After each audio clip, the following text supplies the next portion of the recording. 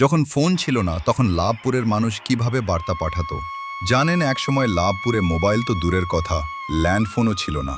কিন্তু তাই বলে খবর বন্ধ থাকতো না। মানুষ তখন সহজ, আন্তরিক উপায়ে বার্তা পৌঁছে দিত।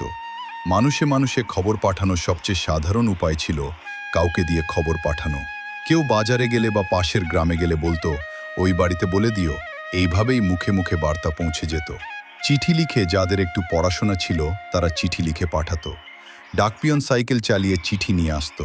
ডাকপিয়নের ঘণ্টার শব্দ শুনলে সবাই বুঝতো কারো খবর এসেছে। নিজে হেঁটে গিয়ে জরুরি খবর হলে মানুষ নিজেই হেঁটে বা সাইকেলে করে চলে যেত আত্মীয়ের বাড়ি।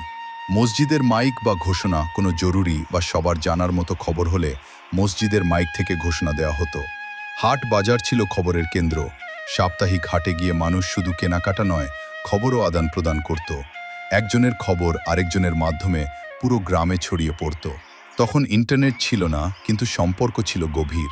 নেটওয়ার্ক ছিল না মোবাইলে, নেটওয়ার্ক ছিল মানুষের মনে।